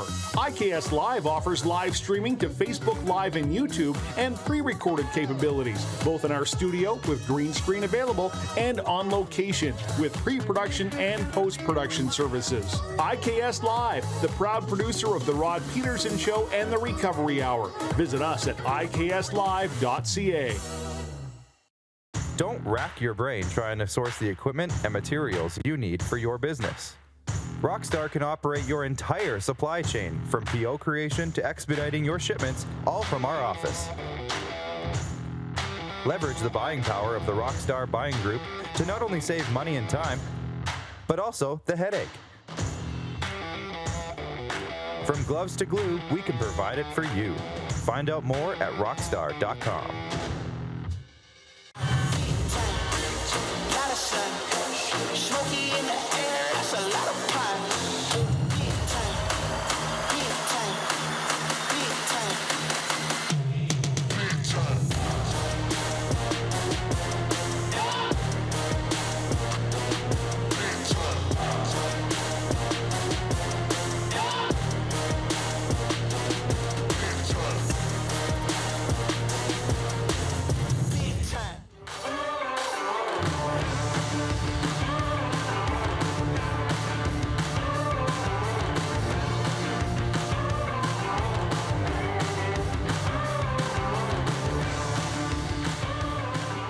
right, welcome back. This SquadCast episode 42. We are heading into our fourth segment? Fourth segment. We're in the fourth quarter already, man. I'm still thinking about Sam Cosentino. I know, that was a great chat with Andrew. Awesome So chat. we're heading into the Bluebird block. You can fire that up, Alan. We have some stuff to talk about. Now, usually, I'll break the barrier here. Max usually writes Bluebird block. I put the topics together for the Bluebird block today. You're growing up so fast. I know. It's one day at a time. One day at a time. Baby steps. But Max, we'll get into this. I'm going to just kind of throw some topics at you. We'll go back and forth. But excellent. The Blue Jays were thumped the other night. And you texted me. It was interesting. My wife is a big lunar person, right? She's big on moons and full moons. For sure. When you texted me the other night, is there a full moon right now? Because there's a lot of weird stuff happening in baseball tonight. So I asked my wife, I'm like, is it a full moon? She's like, no, it's not till the 24th. Oh. And I was like, oh, okay, well, never mind then. So I disproved your moon theory. I don't know. There were some moon shots in terms of scores last night, though. The Jays weren't the only teams to get thumped. There was like the minimum of 14 runs or 13 runs put up in four different games. Some team got beat 18-0. So and there was a 15-13 game. Yeah, like it was just insane. I think that was the Mets. I didn't see. I just scrolled the scores. Either way, like, it was insane. There was 4 or 5 games. It was that kind of night. So yeah. Now, one thing we have to just bring up with the Blue Jays getting thumped is that our boy Ross Stripling was the starting pitcher. He didn't last very long. Yeah. However, we're looking past it just as he is because he had a beauty of a quote afterwards. Love that. Do you want to just kind of wrap that up, what he said? Yeah, 100%. So I don't know. I'm a big fan of the series. That's where I could relate to it incredibly. So Ted Lasso, it's a fun little series on Apple TV starring Jason Sudeikis. No, man, it's a ton of fun. I highly recommend it. Check it out. But he has a line in the show. It's called, you know what? Sometimes need to be like a goldfish.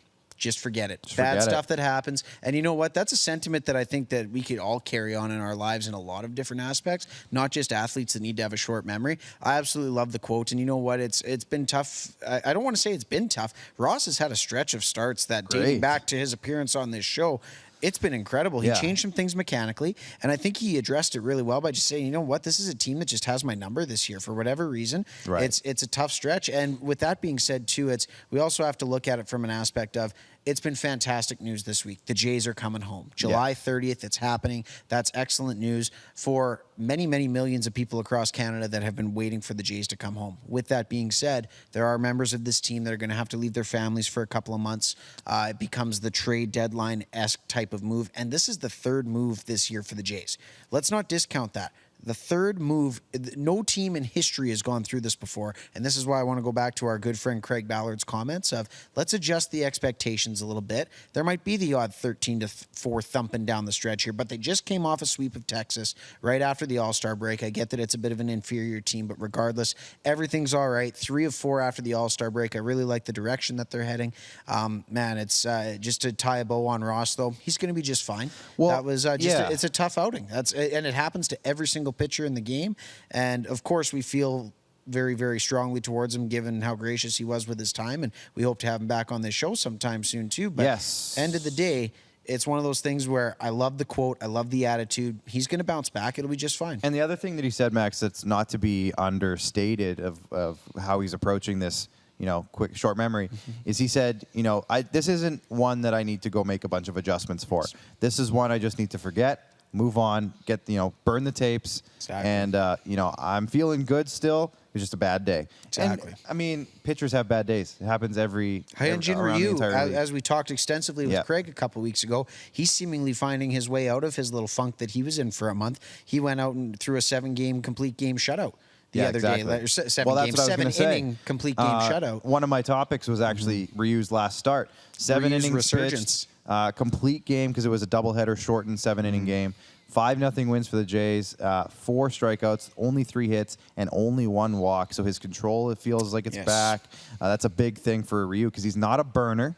He's a very much, I'm going to control you, I'm going to outwit you, I'm going to outsmart you, paint corners. And I'm going to paint corners. And when that's not there, we've seen if you can't paint that corner with that changeup, like Craig was telling us, Shout out to Craig Ballard, by the way. Still thinking about that interview. Man, he's geez, coming back he soon, could be Craig. on weekly with us for this. This is incredible. Don't give him any ideas. Actually, do give him some I was ideas. gonna say we can definitely he's do that. a man that doesn't need any. He's doing fantastic. We'll get him back on soon. Absolutely. But anyways, Ryu, if he's back, that's massive. Alec Manoah slips on the stairs and hurts himself. I don't know what else to say about that. It sucks. How Crappy Blue Jays timing. this season. It's that type of year where they're going through. And again, right, we look at the expectations of this team and everything they've gone through, 3 moves, the injuries, everything, and they're still above 500. I mean, what can we give them other than praise at this point? Let's be real. I mean, really. Yeah, there's some blown games here and there. That's baseball, that's life, but I don't know. My perspective has changed completely in the last 3 weeks, a month. I'm really stoked about this team and the direction that they're heading. Trade deadline is just a couple of weeks away, so we're going to see if Mark Shapiro and Ross Atkins have anything else up their sleeves, which I'm sure that they do. Oh, yeah. It's just one of those things where I'm kind of positive Paulie right now on this Blue Jays team. It's just, they get thumped by the Red Sox 13-4 last night. 162-game season, that's going to happen. But guess what? You have a chance to go out and do it the next day, except when there's thunderstorms because the game got canceled today. Right. But so they're going to have another the doubleheader. point stands. Another 7-inning game for Hyunjin Ryu. I think it got rescheduled for later in August, I want to say. Okay. So either way. Another kind of headline, and maybe we'll get to Nate Pearson in a sec too, and just kind of touch on that again. Yes. But I wonder why you want to touch on that again. Because I'm right. Because Corey Dickerson sounds like he's close to return. Since the Jays have acquired him, he hasn't played. So he's close to returning the lineup for the first time since he was acquired. The left-handed hitter, I think, is going to be an important piece in the lineup. The power that he can bring, and just again the left-handed bat in that right-handed heavy lineup that the Jays currently have. He's going to hit some dingers there's got to be a term coming somewhere. There was somewhere one for that. hashtags about Corey Dickerson's home runs. Maybe we can get some ideas in the comments. Not that we'll read them necessarily, but if you have any ideas. So we got the Springer dinger, George Springer, who I'm going to talk about in a sec here. We got the Springer dinger. We got Placata for Vladdy. Bo flows for Bo Bichette or whatever you want to say. There's a couple for Bo, actually. But Corey Dickerson, what would you say is his home run hashtag? Oh, I didn't come up with this. I just said we bandied about some ideas internally. I think you nailed it. You nailed it like a Corey Dickerson. Let's save those ones for the text messages because we might get We'll canceled. find a way to integrate that on a T-shirt maybe. Ooh, there it is. So speaking of George Springer dingers, I just wanted to point out he was under 200. His batting average is under 200. Yep. It's at 235 now because he is 6 for 9 in his last 3 games, which you love to see. Getting back to his typical production levels, where he sits usually between, I think over his career, he's usually been about a 270, 290 type of hitter. Yep. And he's showing a little bit of power again. So. Given all the time he's missed, you know what? This is kind of right around the time I expected him to kind of return to form a little bit here. Yeah, exactly. So hopefully this mini stretch turns into an extended bigger one. stretch. Speaking of hot streaks, Bo Bichette in July. Not a ton of power coming off of Bo's bat. He does have a 1 home run that I saw, but he is hitting 360 in July, 18 for 50. His average has gone from 270 to 295 in 1 month. So he is absolutely on fire. Kid is a stud. I think he got a little jazzed up by the All-Star experience as well. You saw him having a lot of fun that weekend. He deserved that recognition, though. Again, look at we talk about it, the service time, the experience. He's not even a 162-game vet yet in this league, and look at what he's doing. This is absolutely incredible. I absolutely love what this kid's bringing to the diamond, his attitude, his energy.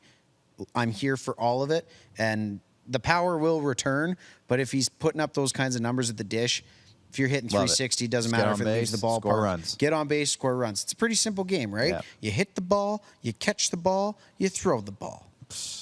From Bull Durham. We should all be able to do it. We should have a Bull Durham movie night. Oh, as a boy. team. Here we go. Together. The SquadCast movie night featuring Bull Durham. Let's do it. That's not Susan anything Sarandon. else you want to touch on the Bluebird block? I guess Nate Pearson, again, just the reports are that he is coming back from his injury, sports hernia, and that the plan sounds like he's going to be in the bullpen coming forward. They're not planning on putting him back in the starting rotation. They want to do what I thought they should do a long time ago and get him into some big innings late in the game, high-intensity moments. Let him just burn it like Craig Ballard was saying last time we had him on. Let him just go, I think he said, let him go balls out for 1 to 2 innings. Yep. And let him have some fun out there. He's been the most effective in his career when he's come out in relief, he's been most effective. He just throws that 100-mile-an-hour fastball. Nobody can touch him. He's got that nasty slider, and he's developing as he goes. But I think it's a good move. And as we look at this Blue Jays team, what is exactly what they need right now? They need some guys that can just chuck smoke in those high leverage situations. Give me some smoke, as you alluded to. So yeah, that was a great call, my friend. It looks like it's coming to fruition. I think I'm just still at the point now with Nate Pearson where I just want to see him on a mound. At this point for this kid, not as a fan, but just understanding what he's probably going through internally as a person. Man, he's probably reeling a little bit right now. Obviously, the career trajectory has changed dramatically, especially over the course of this season. So I'm really hoping that he gets back on the mound and dealing like we all know that he has the capabilities of doing. So shout out to our YouTube viewers tonight. We have a question here that I'm going to ask from Brian Firth. Brian, thank you for asking. Also, shout out to Josh Jones. Jordan Ewart's been commenting throughout the night over on YouTube. Brian Firth asks, do you think they will bring up Austin Martin this year? No. There's no need to. This is, again, one of those situations where I think if you look at the development path of a lot of their kids, they got a ton of middle infielders, and they got a few guys that are deserving of some chances before Austin Martin is. Not to say that Austin Martin's not deserving. He's going to be a hell of a prospect for this team. He was just drafted last year. He got the taxi squad experience in the 60 games last year. He stayed with the team for a little while. That's good enough. Let him play games. Give him all the at-bats. There's no sense in calling him up, even for a late September call-up when you can expand the rosters. I can think of Jordan Groshans, who probably deserves a call-up. I can think of Kevin Smith, who probably deserves a call-up. I can think of a few different guys in that very, very deep farm system where I don't necessarily know if Austin Martin's going to get that call quite yet. I think he's going to be a middle of next season type of call-up if he keeps putting out the numbers that he's putting out. Loving what he's doing right now. He's doing great right now, but give him some more time. No need to rush him. Are you ready? We need to get this sponsored, by the way. The Craig Ballard Report, brought to you by Twitter Live. You have 4 comments. TikTok. You guys are both on TikTok. Come on. Well, yeah, no, but he's blowing up our Twitter. He's blowing up right Twitter. now. Well, either way, we appreciate it. Yeah. So right now on I'm just thinking for your guys' platforms of niche. Right. But Craig's Keys is what he calls them on his. Keys. That's what he calls them on his TikTok videos. But this is what he's saying. So we got a bit of a mini novel here. I love it. I love it. Craig Ballard, 77, at Craig Ballard, 77. I've checked and confirmed that all of the Toronto Blue Jays players are indeed human beings. Yeah. There you go. So that's true. Look at that. Ryu has been reunited with BFF Danny Jansen, which is what he said. He did. It worked out pretty good. Worked out very well. Good call, Craig. Good call, Craig. There it is. On your last Austin Martin comments, Austin Martin is scuffling a bit lately, so better served with everyday at-bats currently. Absolutely. Not bad. Craig Ballard. Bo is a throwback in that he has a fantastic 2-strike approach. And one thing about Bo that I notice all the time is his off-field hitting is so good. It's so established. For how young he is. Oh, yeah. Man, the ability to...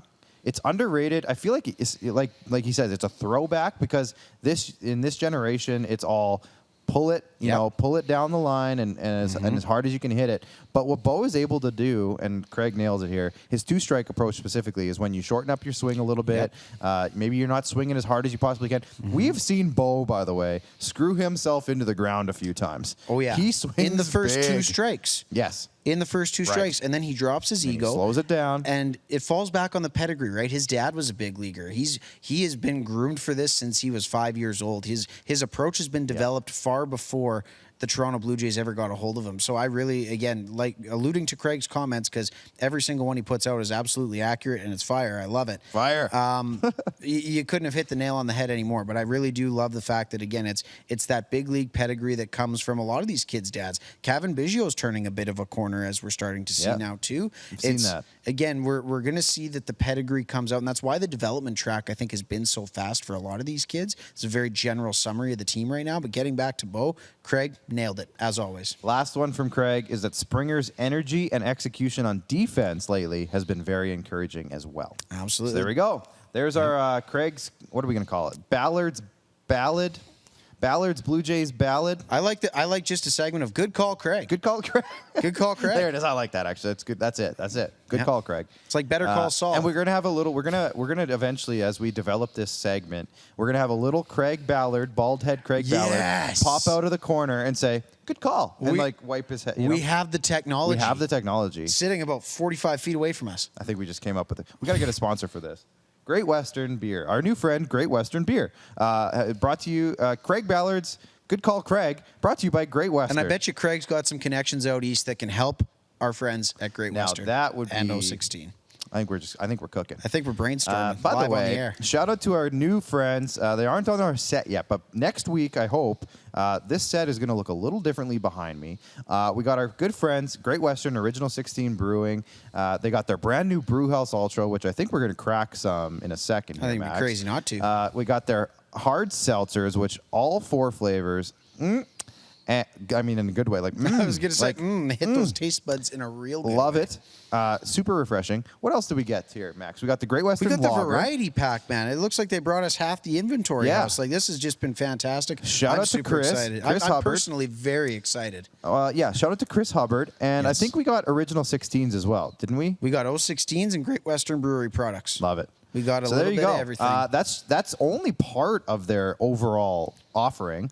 But man, I do enjoy myself a good 016 or a Great Western, and I'm super pumped that Max and I and the SquadCast are going to be partnering with them for the foreseeable future, and they're going to be coming on board on our set. You're going to see a new set design. Actually, if you can go to the wide shot, Jordan, our beer fridge over behind Max is going to be all Great West Original 16 branding. We're going to get I'm pointing really good right now. We're going to get some neon signs up in here. We're going to get we're going to keep we the product need sponsors. placement. Guess what? We got one. We got one. We did it. And I tell you what, though, just in the tune of Great Western 016, tell you what, bachelor parties. Going to be attending one this weekend with a bunch of fine gentlemen from southern Saskatchewan here.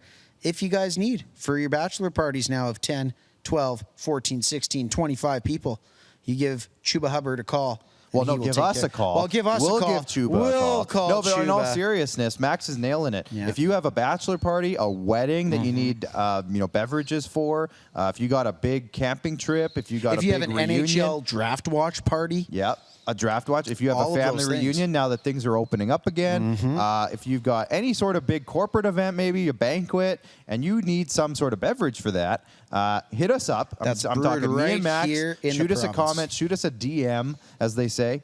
Yeah. And Hit we us up can in our hook you up with DMs. the Great Western and Original 16. They have some great plans for big events like that. They got great. I'll let Chris explain it when you talk to him. This but they is got pretty some, good for a rough.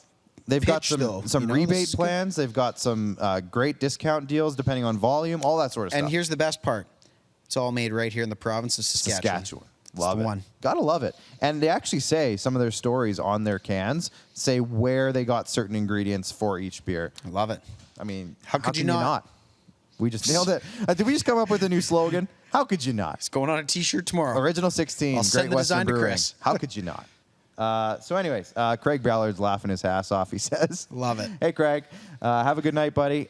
We are going to be logging off here right away. Let's just check Facebook comments I really think we should fast. do a Seattle Kraken redraft. Jordan, We're going to ready? do a redraft? Ready to go for Okay. midnight? Let's set up the clocks. All right. Set them for 3 hours. Per pick? John Ohm says support local over on Facebook. Let's see. Oh, Colin McAnulty. Can you change the Paul Correa jersey to a Jacob DeGrom jersey? Nope. Now, why would we go and do a thing like that, Colin? Nope, Colin, not happening. I know that you're mad. Oh, wait, that hold on. I have an idea. So I produced the Rod Peterson show, of course. Do you? As Rod says, whose name is on the show? No, we don't have our names on this show, I guess. Kind but of. This is the Clark and Max show, attached. Colin. We're not Mets fans here. They're, what's that word? Anyways, They're I'm bugging you, Colin. ancillary, angular. They're adjacent. Adjacent. Yeah. But I tell you what, though, Colin, he's a Senators fan, correct? He is a Senators fan. You know what, Colin? Maybe you wouldn't be saying that if your Senators picked Paul Correa in 1993 instead of Alexander Degg.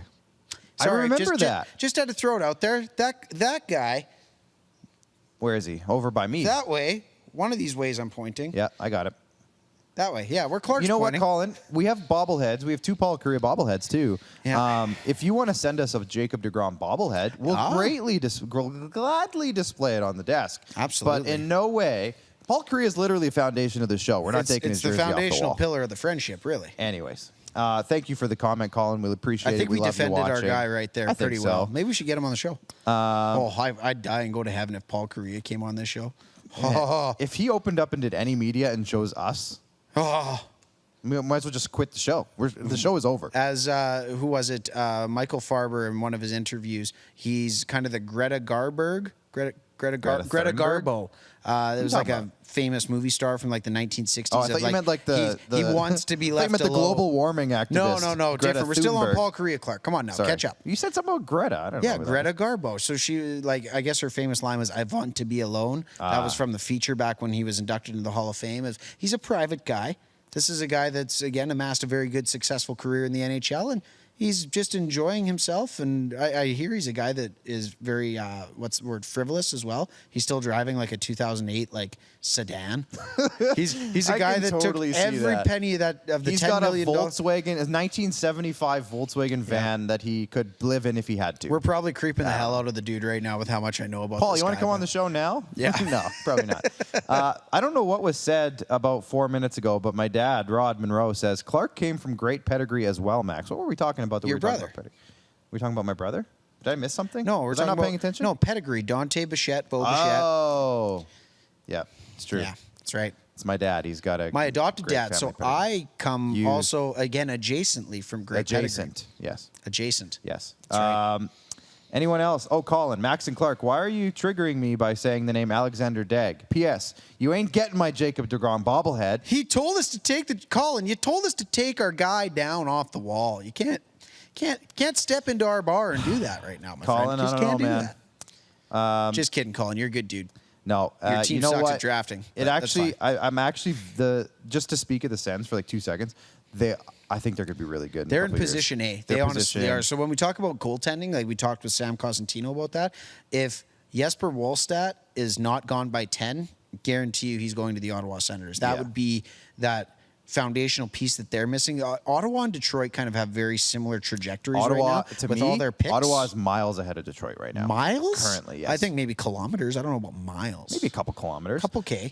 Sheridan Davis checking in. How you doing, Sheridan? Sheridan. How's things, man? Big friend of the show.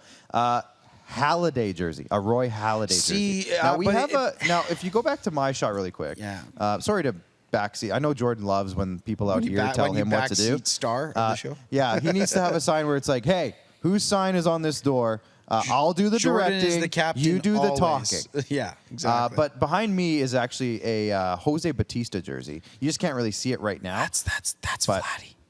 Is it Vladdy? That's Vladdy. Oh, they changed it to Vladdy. No. It's always been. Has it always been Vladdy? I sent the pictures in. It's I could have always been swore it was Vladdy. Jose at one point. You have a picture of Jose behind you. Yeah, maybe. Do I? You did at one point. It's somewhere over there, I think. Who's redecorating the basement on us? Josh, our he's a designer, our interior designer, Josh. Yeah, our interior. He's pretty talented, man. I tell you. He's great. He's very He's great. talented. John Ohm is asking, how about a Toronto jersey, Clark? Well, here's the thing. We wanted to Sean, keep it. we want people to watch the show. We not- wanted to keep it neutral, and I know if we had any actual Maple Leaf stuff behind here, Max might quit. So we had to No, come I up just with a wouldn't compromise. physically be able to do it. We need a trash can. We Every had time I look at it, maybe it's we like, could get a Leafs trash can put on the set. Oh, we could do that. Yeah, that's my compromise. I don't know. I don't think that would We help need a me at sign all. that says first round exit Chris here. Hubbard, check it in. Nice read, boys. Thanks, Chris. Good stuff. Thanks, Chris. We love it. More where that comes from, Chris. Way more. Hey, you want to toss me one of those, by the way? Are we about to... Do we want to do that right Are we now? about to head into the Great Western Original 16 happy hour, as it were? This is, again, the Brewhouse Ultra from Great Western Brewery. I haven't tried this yet. It's a great nightcap. Only 100 calories. What is it, 4.5 grams? Still nice and You chilly. tell me the details. Okay, we're going to do this ASMR here. Oh, ASMR? little- We're doing that? We're getting into that game? That's a good industry. You know, it's funny. ASMR gets like millions and millions of views. We might make a good business. How move do you if know we did that, Clark? Don't worry about it. Don't worry about it. Do you have a few of those views, my Stop friend? it. Stop talking about it. Well, cheers, my friend. I might be a viewer too of that. by the way. Cheers to our partners, our fantastic new ones at Great Western and Original 16. And the best part is that like on Rod's damn show that I good. produce, yeah, I'm not complaining whatsoever. On Rod's show that I produce, we're on national television. Yeah. So like this is illegal. The fact that we're late night viewing, digital viewing. I mean, we can do what we want. There ain't- Shout out to Great Western. we This can is do this what is we want. fantastic. By the way, if you quit, Myron, my boy Myron from TikTok, he said he's sending in his resume, so he's going to take over for you. Yikes, my job's already being... Oh, yeah. I feel like, what was that? I'm trying to think of every GM that's ever been fired. No, there's a lot of them. No, sorry, Lot of Myron, them. I'm here Lot to of stay them. for a minute. A minute, anyways. You're a good fella, but I'm here to stay for a minute. Last couple comments, and then Jordan, I promise we're wrapping this up. Sheridan Davis says, Clark Monroe's watching ASMR on the side without you, Max. That's where you're doing 2 to 5 every day. Okay, Yeah, that's what I do in my afternoons. John Ohm says, wow, you're allowed to drink on air? Well, we're trying. I don't know if we're allowed to. Yeah, I was going to say, this might get pulled. Might get shut down. I don't know. It's water. Yeah, just kidding. No, it's not. It's delicious. It's actually not. It's very good. Way better than water. John Ohm also says, there's no hoser picture, you hosers. You guys are too young to know the hosers. I know who the hosers are, the Great White North. Do you know who the hosers are, Max, or are you too young for that? No. I know hoser. I know the joke hosers from How I Met Your Mother, which I recently just watched. Not the Hoser Hut. The Great White North, though. You don't know that one? I don't know. Doug and Bob McKenzie. Not the Bob McKenzie you know. The other Bob McKenzie. I might lose my Canadian card here. I think you might be. This Actually, is a nice you know little what? segment right here that we're having. I like this. It's good stuff. Just chilling with Original Just 16. Chilling with Great directionless, Western. and aimless, kind of like What the did we Toronto go- Maple Leafs. You were going to call this the Great Western Nightcap. Nightcap. The nightcap recap. I don't know. We're still good. working on the marketing. The deal was just closed a couple hours before it went to air. So I mean, we're still working on some things. But Chuba Hubbard. Oh, thank you, fantastic Jordan. friend. Jordan said, "Logos out, boys." Logos out, Thank you, boys. Jordan. See, Jordan's always taking care of us. So yeah, John Ohm is saying Doug and Bob. Yeah, so I knew it, you didn't. So you're gonna have to do some research over the weekend. I thought you were going to say you're going to have to do some push-ups, which I should probably do some well, of those maybe too. those two. I'm going to have to do some research. Yeah, Doug and Bob. Did you know McKenzie? that the NHL regular season finished up yet there, Clark? Yahoo failed me that one time. Yeah. Shut up. Myron says take off, eh? Like that's one of their take off, eh? Like that's Doug and Bob.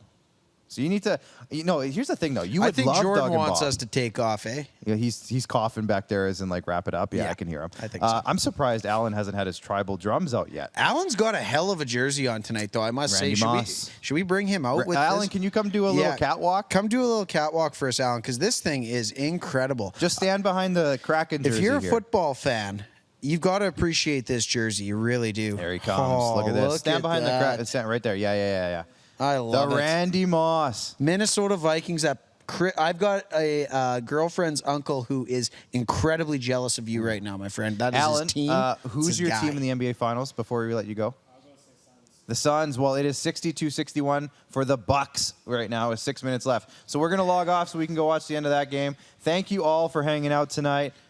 Everybody on TikTok. We're not on TikTok. Everybody on Twitter. Everybody on YouTube. And everybody on Facebook. I promise this is my first one of the night. Yeah. But thank you all for hanging out tonight. I think we have will our be back. closing lyric tonight from our friends. do? Yeah, we do. It's on the back of the can. I'm just reading it. Okay, I'll let you say it. All right, everybody, we're going to leave you with a hold little bit on. Oh, sorry. Tomorrow you got on the stuff. Rod Peterson Show, there's a big curling announcement from Curling Saskatchewan. There is a big announcement, Max, from the Saskatoon Blades, and we're going to have it first for you. Inside scoop, so to speak. New head coach. New head coach, so head to coach. speak, Good player. potentially. I don't know if I'm supposed to say that. Good player. And Ian Furness, Seattle sports radio host, is going to be checking in as well, talking Kraken. Next week, now, we've had this one scheduled for a while. The Yes. Henderson brothers. Chris Henderson, so Craig, if you're watching, Chris Henderson is a Blue Jays analyst. Joel Henderson is an NHL draft prospect analyst. We're going to get them both in at the same show. So we're going to have a Blue Jays talk, more NHL draft talk and prospect talk, junior hockey talk, so to speak, NHL talk as well, because Joel's all over it. He's got some Flames analysis. I'm going to dig in. We're going to dig in on some Flames talk next week. Digging in. So next week, the Henderson brothers and me and Max. We're going to have another, what did we call it again? Great Western Nightcap?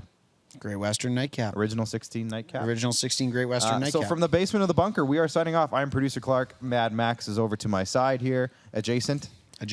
Director Jordan, producer Alan in the back. Thanks to our friends at Rockstar Supply Chain Solutions, IKS Media, Hoop Life Basketball, RBI Baseball, and now Great Western and Original 16. Super pumped about this, by the way. I don't know if you can tell.